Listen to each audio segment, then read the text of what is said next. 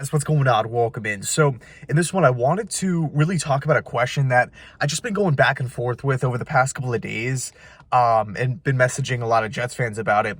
And by the title, you probably already know, but it's, what do you think the Jets should do here? Should they hire an OC before the quarterback, or do they need to go out and acquire the quarterback position first, then make a move for offensive coordinator? Both sides have pros and cons. Both sides make sense. And at the end of the day, we will see the Jets make a move. Like one of these two paths are going to be traveled down, right? That's just the reality. So let's talk about the one I'm leaning towards most, which is hiring an offensive coordinator first and then going out and getting the quarterback. Okay, so the pros right off the bat, structure in your system cements it in. You come up with an identity, right? Who are the 2023 New York Jets offensively? What do we want to accomplish? How do we accomplish these goals, both in the short term and in the long term? We will have a lot of those answers figured out once an offensive coordinator is brought in. Let's not kid ourselves. It's pretty daunting to have major question marks about one side of the football entering the offseason. Who's calling plays? What's the system going to look like? Are they going to improve? Is it going to be a young guy, an old guy? So many questions. Once we have the OC in the building, now we can start moving forward. Now we can start building.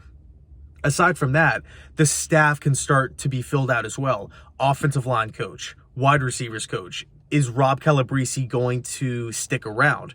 Or is the new OC going to want to bring in his own quarterback coach? Will there be a pass game coordinator, a running game coordinator?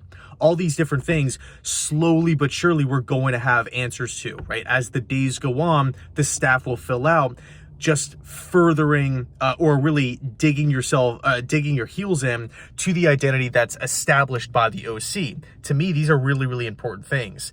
Come up with an identity and set goals. Once you have the OC, now you can start accomplishing these goals.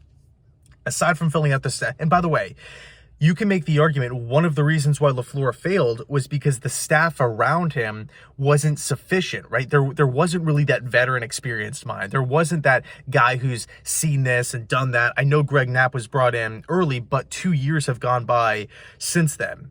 You know, the Jets had an opportunity last offseason to really make some moves. You know, we can even look at a guy who just declined the Jets OC interview, and Darrell Bevell.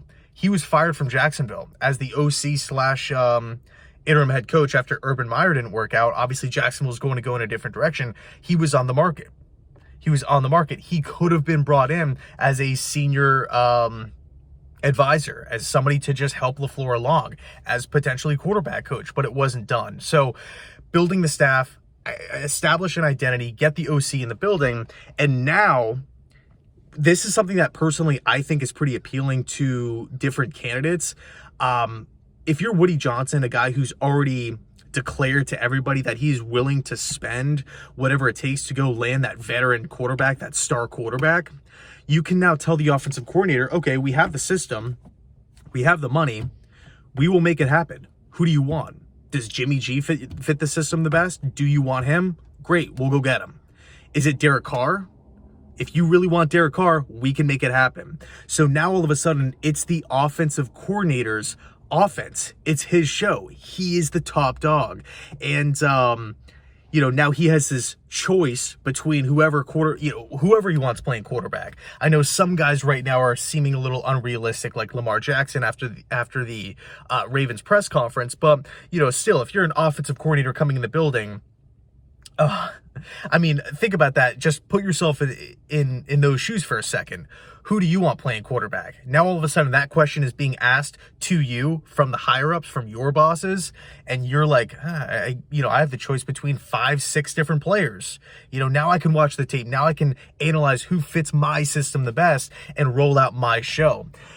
The downside of bringing in an OC first is quite simple. This is one of the reasons maybe why Darrell Bevell declined the interview in the first place. The quarterback position has got to be figured out. We don't know. There is that uncertainty. Maybe Woody Johnson changes his mind. Maybe the Jets can't figure out something with Derek Carr. Maybe Jimmy Garoppolo signs elsewhere. Maybe I don't know, like a Baker Mayfield. Maybe he re-signs with the Rams. And now all of a sudden it's like, okay, I have to make the playoffs. And what do I got to do? Roll out Zach Wilson again? Bring back Joe Flacco, Mike White maybe? Although I don't mind Mike White.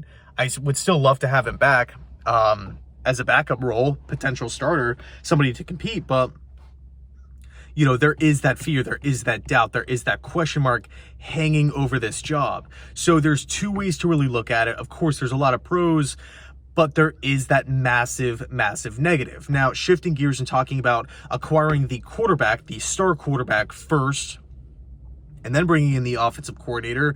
Obviously, common sense here. If the Jets go out and land a Derek Carr, if they go out and whatever, bring in that veteran guy, the job becomes much more appealing. That question mark, who's going to be playing quarterback? Will the Jets figure it out? Will the Jets mess it up? Is gone. They are there. So if you are a guy, if you're an OC that has liked Derek Carr in the past or has worked with Derek Carr in the past, it's like, man, I really can make something happen. Garrett Wilson, Breece Hall, you got AVT coming back on the O-line. We got a couple of veteran tight ends. We got a defense, a top 5 defense that will get us the football back, will keep us in games. I can win with Derek Carr. Now, all of a sudden, the Jets might jump a couple spots higher on the OC vacancy list, right? When you're talking about comparing them to teams like the Titans and Washington and all these different teams. I mean, so many OC positions have opened up along with defensive coordinator positions, but that's first and foremost, right? I think it just makes total sense. And also you can kind of get the quarterback's input.